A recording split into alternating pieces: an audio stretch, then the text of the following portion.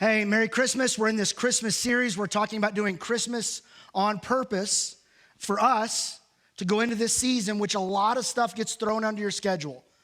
A lot of things get thrown into your life. A lot of your life gets thrown off balance. That if you don't have this sense of, I'm going to be purposeful in this season, you can get run over by this season. Or you can just run right by it and miss something really, really important that God wants to do in your life. You don't have to do what I do. Some of you know I do the 12 Dougs of Christmas. I've got these 12 things at Christmas I'm going to do. Some are for me. Some are trying to do it for others. Some are reflective. Some are just fun. They're in there, like ringing the bell for the Salvation Army. And some of you have already done that this year. Thank you so much. It makes a difference in other people's lives, and it's a great way just to focus on the fact that God is a giving God, and we should be givers too.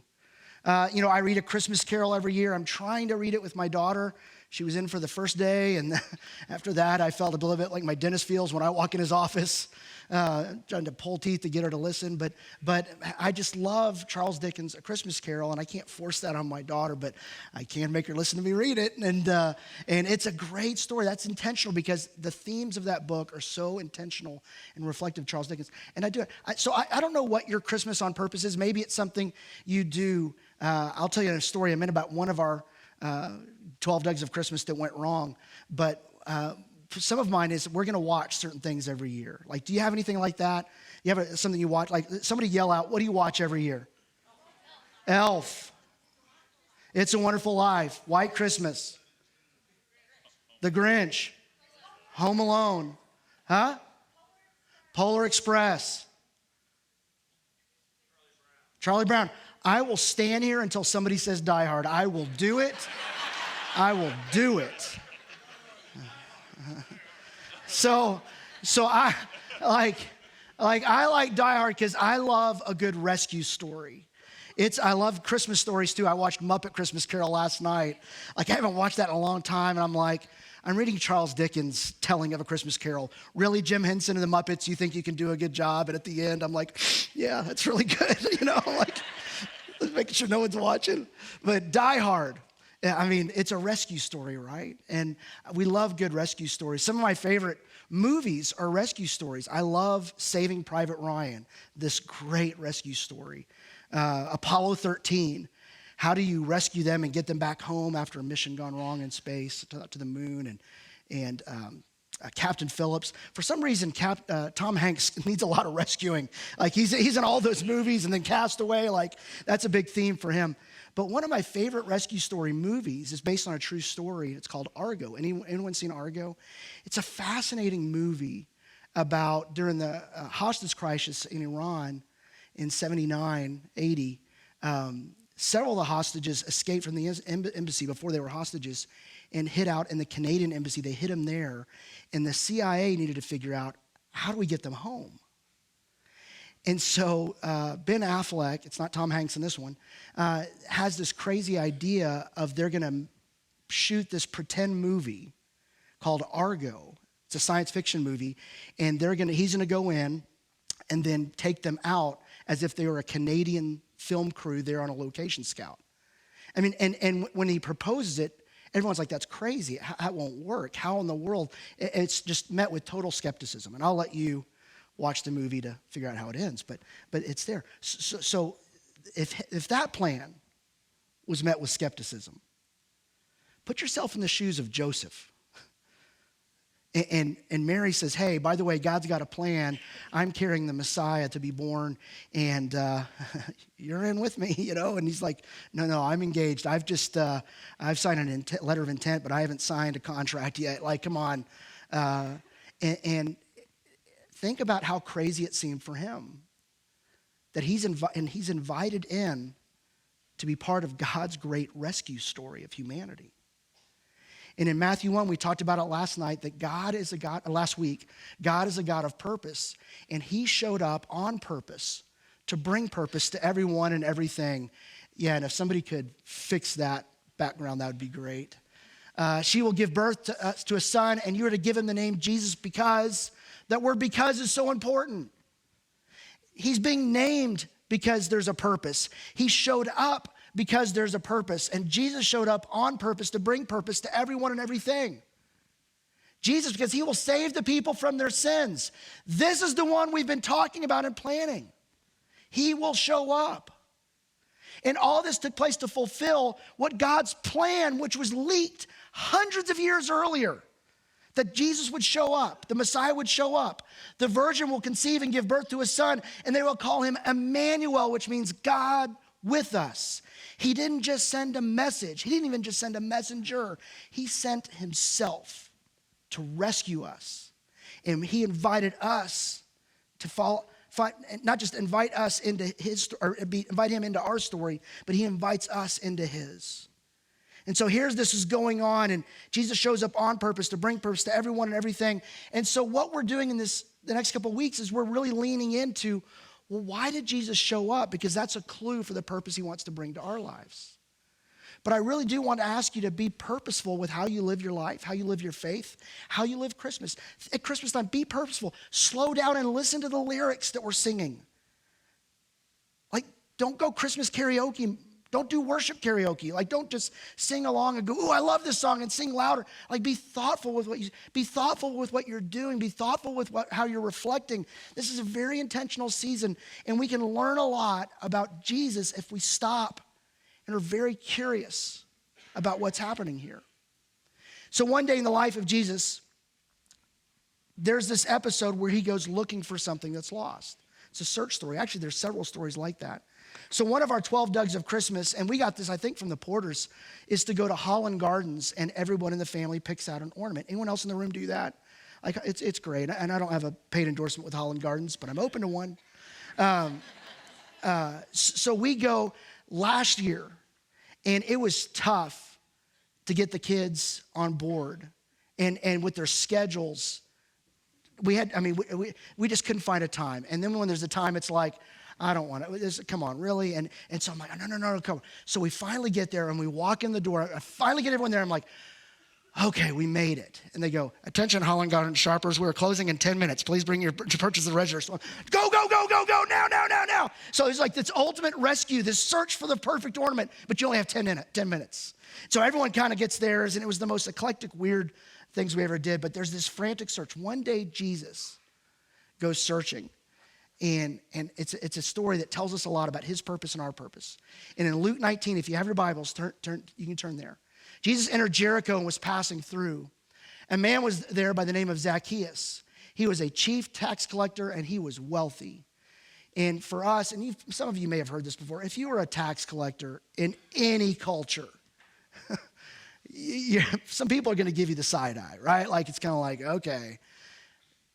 This might as well have been an extortionist. They basically sold out their people to the Romans, and they were the ones that were taxing and overtaxing and even extorting. They were not well liked. This guy was not well liked just because of his profession. And he had a lot of money. Then it says this. He wanted to see who Jesus was. He wanted to see who he was. But because he was short, he could not see over the crowd.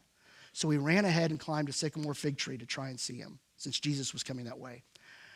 I have a lot of affinity for Zacchaeus.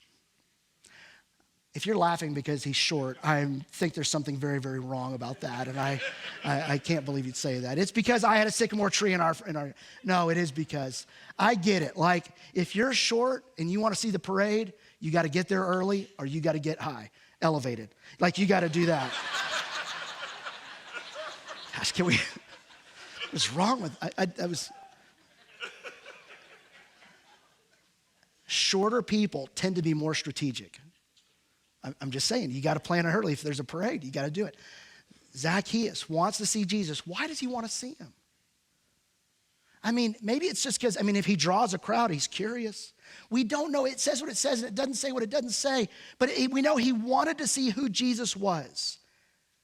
Because there was a buzz. There were some people kind of crowding in, so much so that he couldn't see. So he has to run ahead and climb a tree. So even running ahead, he had to get up in the tree to see over the crowd. He's taking some steps to figure out who Jesus is. And as he does that, this is what happens. When Jesus reached the spot, he looked up and said to him, "Zacchaeus, come down immediately. I must stay at your house today." So Zacchaeus, came down at once and welcomed him gladly. I mean, there's this exchange where when Jesus stopped and looked at Zacchaeus and everyone thought, oh, he's about to talk to Zacchaeus. I bet people thought he was about to scold him or reprimand him, not see if he could come over to his house for dinner. Like this was an knock you off balance moment probably for Zacchaeus, but it probably was for everybody around. Why is, of all the people, why is Jesus stopping at this person to talk to this person, to invite himself to share a meal with this person? And the thing is, here's what I think is so important for us. A small step towards seeking Jesus makes a big difference. I think Jesus saw the crowd, but here's this one guy who he sees running ahead and climbing a tree. Plus, Jesus kind of knows what's going on with his life because he's fully God and fully man. Like he knows there's got to be maybe some divine insight, but he says, man, Zacchaeus, I see what you're doing to try and know who I am. Let's have dinner at your house. And the thing is, what you need to know, if you will take a step towards seeking Jesus, for wherever you are in your spiritual journey, even if you don't believe he exists, a small step can make a big difference. Jeremiah 29:11 says, I know the plans I have for you, declares the Lord, plans to prosper you, not to harm you, plans to give you hope in the future. And then he says, you will find me when you seek me with all your heart. There's something about seeking him, which means we discover him. And some of us will seek him because we want to know his plans, but you need to know that he has plans with purpose for your life. And his purpose is for you to know him, to be in a relationship with him. I would challenge you to seek God, not just his guidance. Seek to know him, because when you do that, everything else in terms of purpose makes sense. Start with the most important question. Who is Jesus? What child is this that's born in Bethlehem? Who is this Jesus that's coming to town, that's drawing a crowd, and then has a crowd that turns on him? Like, there's so much that could have fascinated people, and the ones who took a small step, we see Jesus responding to. What step do you need to take? And then the people take notice, and they have a few comments. They don't make them online. They make them out loud. All the people saw this and began to mutter. Have you ever muttered? Like, if you don't think you've ever muttered, you're probably not very self-aware. Like, we mutter when we see something we don't like, and it's kind of, I can't believe he's doing that. Or sometimes it's internal muttering, sometimes external muttering. But like, we tend to grumble. And people are doing that. And neither Zacchaeus in this case or Jesus really plays to that. Jesus doesn't go, no, you don't understand. Yes, he's a tax collector, and yes, he's betrayed you. But Jesus doesn't explain. He stays on purpose. He stays on mission. He stays about what he's doing. And he makes this statement. As they make a statement of judgment, which is about both Jesus and Zacchaeus, Jesus ends up having a profound impact on Zacchaeus. They don't pay attention to the crowd, but Zacchaeus stood up and said to the Lord, look, Lord, here and now I give half of my possessions to the poor. Suddenly Zacchaeus goes from someone who's taking to someone who's giving. And if I've cheated anybody out of anything, which he had, that was in his job description, I will pay back 4 times the amount. He goes above and beyond to give and to make things right. There's something about Zacchaeus when he experiences Jesus, it changes him. And how could it not? If you're seeking Jesus in your relationship with him, how could it not change you? And what happens, what we see here, we see it playing out because inward change was what happens to us, leads to outward action. It shows up. Zacchaeus is profoundly changed from the inside out, and it shows up. And he's changed from a taker to a giver. I think Jesus does that to all of us because on some level, we're all takers. Zacchaeus was a major in that. He got his doctorate in being a taker. He was really good at it. But all of us have that selfish tendency. We tend to walk into a situation and go, what can I get out of this? Not what can I give to it? And Jesus, who he is a giver. And so his kids start to look like him. We start to look like our Heavenly Father. And this was something that changed right away. And we don't have any dialogue where Jesus said, so Zacchaeus, tell me, how much have you given away? Zacchaeus, tell me, how much have you taken? Like, we don't see any dialogue, but Zacchaeus, maybe it happened, maybe it didn't. All it says is what it says. Zacchaeus says, this is what I'm going to be about now. I'm changing. And you compare that to the next chapter over, we see Jesus having this dialogue with a guy who's very wealthy, who says, I'll do anything you ask. Jesus says, okay, we'll give your stuff away. And the guy walks away. No. There's something about being a giver that Jesus asks us to do. It's part of what a changed life looks like. And what happens is a change in direction and a change in leadership. I'm not in charge of me anymore. Jesus is in charge of me.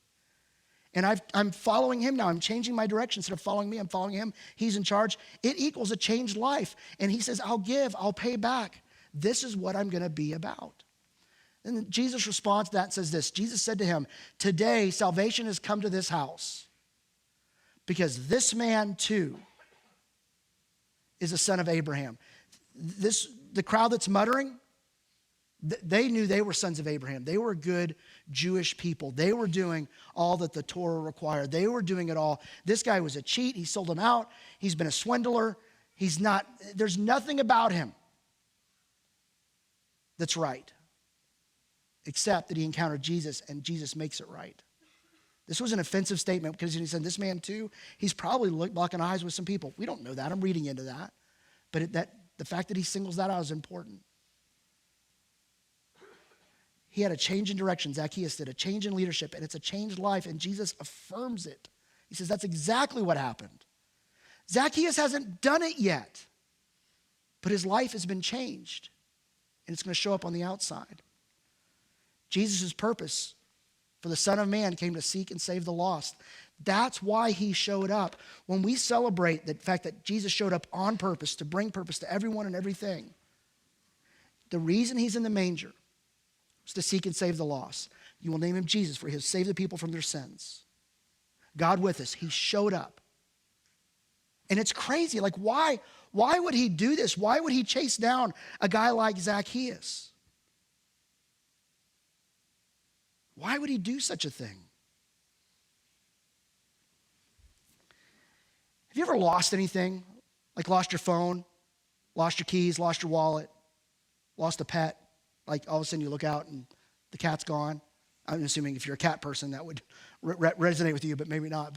But like the greater the value you place on what's lost, or the more urgent like the need is to have it, like your phone or your keys and you're late, your credit card and you're like, who has it?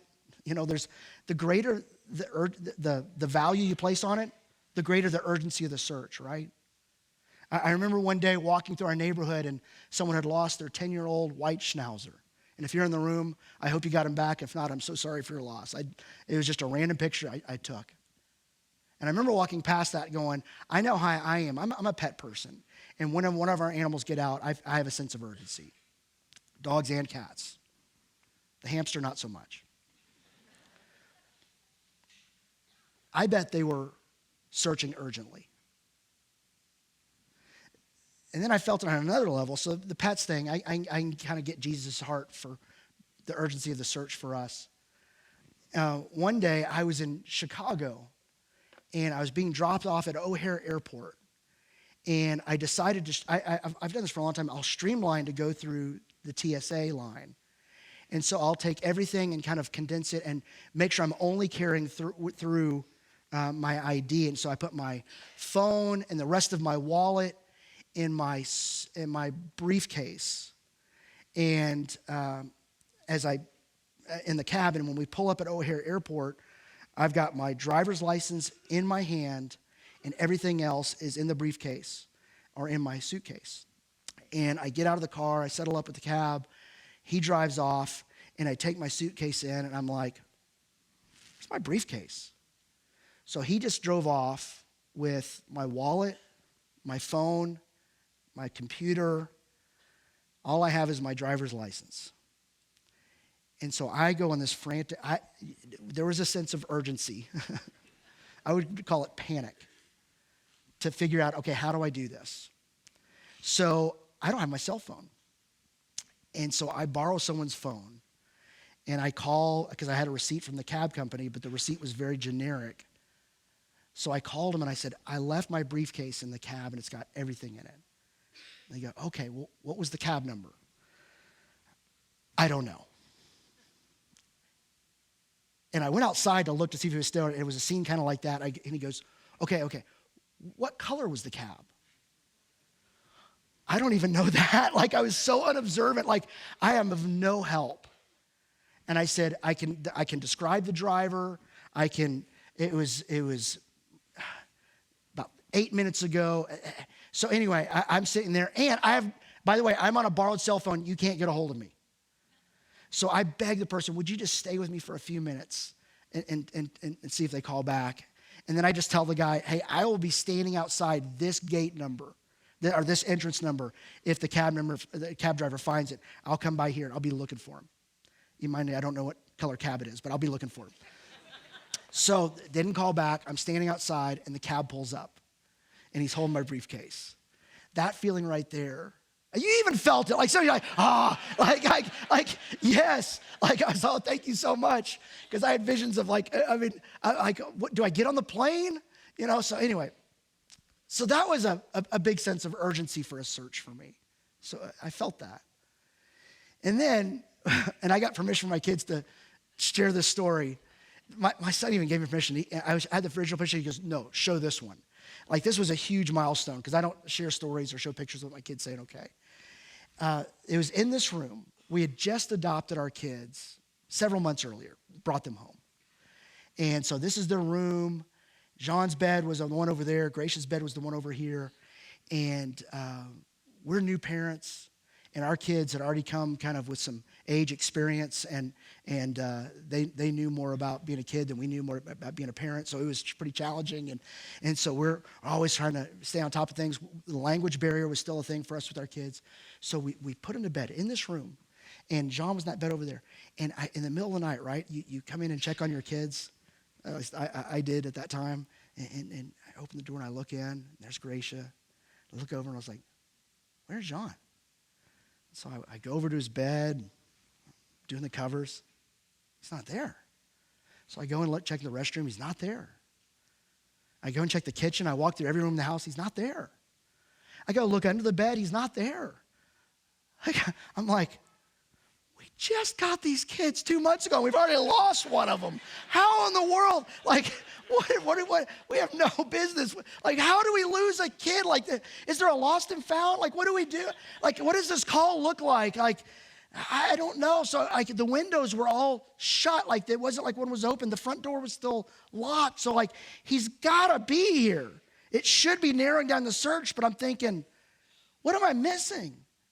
And so we're searching, and finally we go over the bed, and he wasn't under the bed, but he had rolled off the bed, and he fell. He was so thin. He fell between the wall and the mattress and was perfectly laying in there asleep.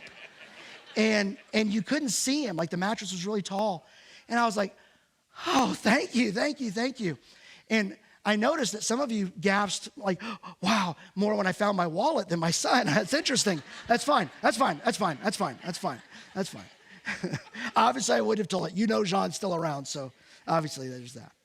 So I think about that urgency of the search with that idea that the Son of Man came to seek and save the lost. How much urgency must there be for the God of the universe to chase after us, me, a sinful, broken mess? Why would Jesus pursue us when we don't pursue him? Like, why would he do that? There must be an urgency because of the value. And it's who he is. It's his purpose. He seeks and saves the lost. So if you're missing, well, of course he'd go looking. Of course he'd go looking for you. And I tell you the time I felt it the most, and I think about it all the time. Like I mentioned, we adopted our kids, and we adopted them from Kinshasa, which is where the arrow points. The arrow is not in real life, by the way. That's just something I added. Africa does not have a giant arrow off its coast. That's pointing to the town of Kinshasa in the Democratic Republic of Congo. That's where my kids lived. And we adopted them in 2013. And we had to make 2 trips to the Congo, one to meet them and to start immigration process with the embassy there. And then we had to come home and went back, and we had to wait for the papers to bring them home. And I remember going there, and I had never been to Africa before, and I was pretty intimidated about it. The Congo is not it's not on Southwest Airlines weekend, getaway rates, so it's pretty cheap. We had to book our tickets at the last minute. Like, we got a call on Tuesday and said we need to be there Friday. So that you had to get there quick. And we had signed up to get updates from the State Department about warnings. And I'm still signed up because it reminds me to pray for the Congo. There are lots of warnings. And I was pretty nervous. Disease was very high. Both my kids had malaria. John had it at the time. Gracia had it when we visited the first time. John had it when we went the second time to get him. It's a scary place. And I remember we were on this conference call with these 3 other families who were going at the same time on this adoptive journey. And they were talking to us about what to expect. At the airport, it's very chaotic. Beware of people who are there to keep in mind in your stuff that they'll take it. There's a high crime rate. Avoid these areas. There's civil unrest in these areas at election time. Good news, it's not election time, but it can break out at any time. There's kidnapping. There's all this stuff. But, you need to get all these shots. We had to get like 9 different shots, and beware of this. And, if you drink, bottled water, and if you go to someplace that has ice, many places do, but if they have ice, don't get the ice because it's probably made with regular water. And there's all these warnings about disease and crime and just the fact that it was basically 36 hours to get over there from gate to gate, multiple connections. Like, she's telling us this call, and I'm like, lady, you're not in sales because you're not selling me on doing this. I'm fearing for my life, my money, my safety, my, everything. Even like, why in the world would we do this? And then she said, but just remember, no matter what you go through, just keep the purpose in mind. In the end, you will have your kids and you'll bring them home. And so germaphobe Doug, man, I'm about to go to this giant place where there's so many threats and germs and all this stuff. I get on the plane, we go, and we make the first trip over. And we meet our kids for the first time. And I remember standing outside those 2 red doors behind us before we walked in. I was like, man, everything's going to change in my life after this. And I'm not sure what I think about that. I'm still not. It's like this was a lot. And we met them for this time. Gracia had malaria at the time. And we met them, and we spent the weekend there and went to the embassy, got the thing. And then we had to leave them there and come home. This was like middle December, so we had to spend Christmas here, and we had to wait. And so then we go back, and we're waiting for our exit letter, from our visa letter from the U.S. government. And that took, we were supposed to be there a week. It took a month. We spent a month there. It was the hardest month of our lives. And we were waiting, and every day we're waiting for this letter. And then we needed an exit letter from the Congo. And finally we got that. And our kids got on their first airplane flight. And we flew a 10-and-a-half-hour flight with a 6-hour layover, a 10-hour flight with a 3-hour layover, 2-hour flight with a 4-hour layover, and then a 1 more hour of a flight. It was basically almost 40 hours of travel. That was our kids' first flight. They did great. I did terrible. But that's us getting on the plane in the Congo, about to fly to Brussels. And just like this sense of, and when I watched the movie Argo, if you've ever seen it, where they're on the plane and they're about to take off, and he looks out the window and he's like seeing if someone's going to stop him. Like, that's how I felt at this point. I remember thinking, okay, we just need to get in the air and then we'll get moving. And because it was just like, there's the urgency to kind of get back to home base. And we landed in Lubbock in the middle of the night, and you see Luke and Mark Porter there in the background, and some other people were there to meet us, and it was so great. And we finally got home. Because in the end, you'll have your kids and you'll bring them home. That feeling of being home, finally making it, having our kids, even though Sean would go missing a couple weeks later. It's like, okay, this is why we did all this. This is why we did all this. In the end, Jesus' purpose was to seek and save the lost, to seek and save you, to have his kid and bring them home. That's his purpose. Galatians gives a great way, and it's a great Christmas verse. But when the right time came, God sent his son, born of a woman, subject to the law. God sent him to buy freedom, to rescue, to buy freedom for us who were slaves to the law, so that God is a God of purpose, so that he could adopt us as his very own children. In the end, when you look at the nativity, when you see the manger, why would the God of the universe do it? It's lost on us how big a sacrifice and step that was on his part. And it's lost on us how a small step toward him makes a big difference. But remember, he's the one that's taken the big step, the manger. He's the one that's taken the big step, the cross. And he's the one that stepped out of a tomb, and he is risen. He is who he says he is, so you can be his. Jesus' purpose is to seek and save the lost, so what does that mean for our purpose? Our purpose is to be found and to live as someone who's been found and adopted by the King. That's who we are. That's our purpose. That's our identity. And if you don't see yourself that way, you won't live that way. We live from our identities. This is your purpose. If you've been found by Jesus, you've been adopted into his family. You've been recruited to be part of his great rescue story. You are on his radar. He came to seek you. He came to bring you home. And remember that wherever you are, a small step towards seeking Jesus makes a big difference. So the question is, what steps do you need to take to seek Jesus this Christmas season? You may already be a believer. This may be all stuff you're saying, yes, I'm so thankful that's true in my life. Great. What do you need to do to seek to know him more? What do you need to do to seek to partner with him more? What do you need to do, steps you need to take to live out the outward change in you? Maybe it's to be a giver, to be generous.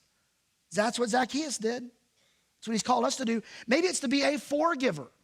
Sometimes we're a lot more generous with our money than we are with our grace and our forgiveness toward others. But if you ask who is Jesus, he's a giver, he's a forgiver. Then everything you do, everything you say, you need to run it through the filter. Do I look like my family father right now with what I'm saying and doing? But it doesn't start with the behavior. It starts with the inward change.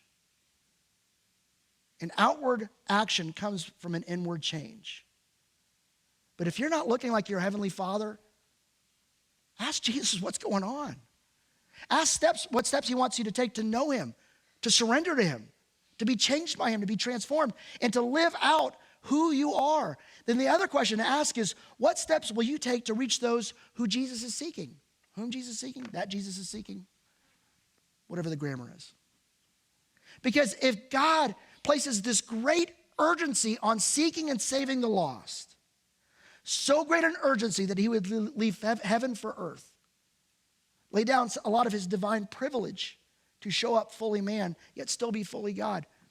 What does that tell us about the urgency he places on reaching the lost? And do you share that urgency that your heavenly Father has?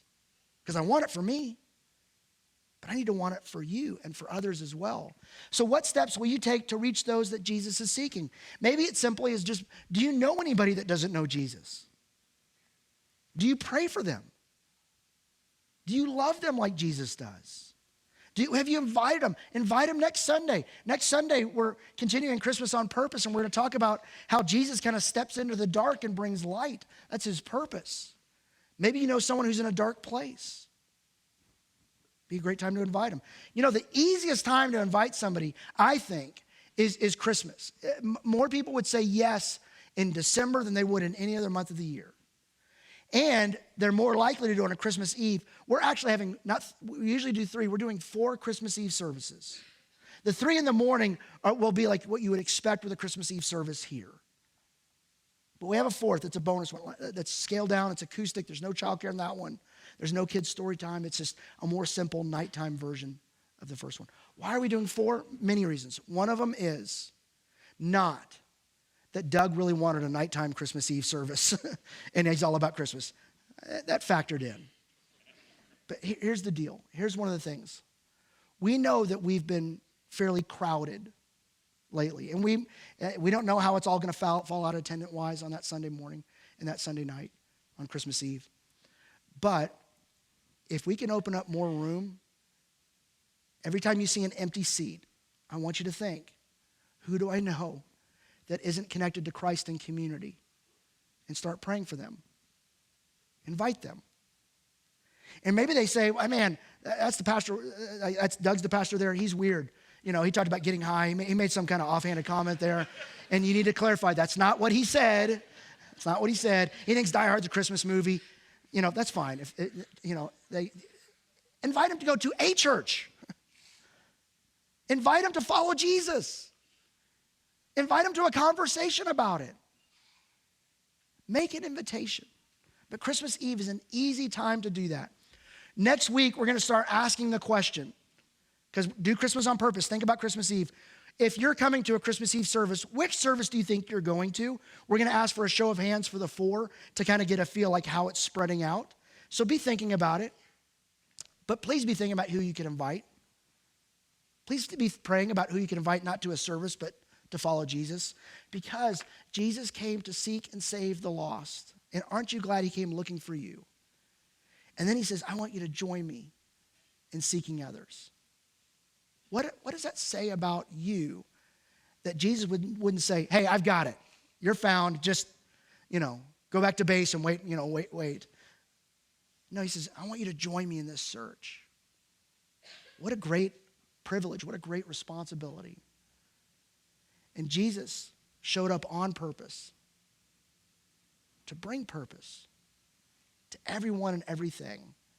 In the area in your life right now where you feel like I can't find my purpose, start with Jesus. Look at him. He's the one. He may not tell us the why, but he always includes us in his family and in his search. Let's pray together. Heavenly Father, I pray for those who maybe have never really sought you at all that might be in this room. And I pray they would maybe just pray a simple prayer like this. Jesus, I'm not sure if I believe in you. God, I'm not sure if I believe in you. But I'm willing to take a step. I'm willing to seek you to see if I really could find you. Jesus, I pray that for people who've been following you for a long time might pray something like, Jesus, I'm so thankful that you came looking for me. Use me to reach others and seek others and join you in your rescue mission. For those who they know that they desperately need you, but they've never given their life to you, I pray they'd pray something like this. Jesus, I know I need you. Thank you for coming looking for me. Thank you for giving your life for me on the cross. I give you my life and ask you to change me from the inside out. To change the leadership of my life from me to you. And I pray for the wisdom and the empowerment to live that change out every day. Thank you for forgiving me and redeeming me. Jesus, wherever we are in our spiritual journey, we're grateful. I'm grateful that you came looking for us. Help us to be intentional and reflect and think on you this Christmas season. To think about why you would come looking for us and what does that say about the urgency of your search. Show us our next step. Everybody has a next step. Show us our next step. And I pray you would use this series and the Christmas Eve services to reach some of our friends who don't know you. It's in Jesus' name I pray. Amen. Hey, today after the second service, we're having baptisms at 12:10. You're welcome to come back for that and celebrate with those who are being baptized today. Again, Christmas Eve services, there's the times. Next week, I'm going to start asking, which service do you think you might go to? And again, just to clarify, the 6:30 p.m. service, instead of 45 minutes, it'll be 30. There's no childcare for birth through 3. There's no kids' story time. It's just scaled down carols, simple Christmas story, candlelight singing at the end. And if you're coming to that service, we may recruit you to help us serve at that one. But I encourage you to attend the morning services that Sunday morning. Thanks for being here, and Merry Christmas.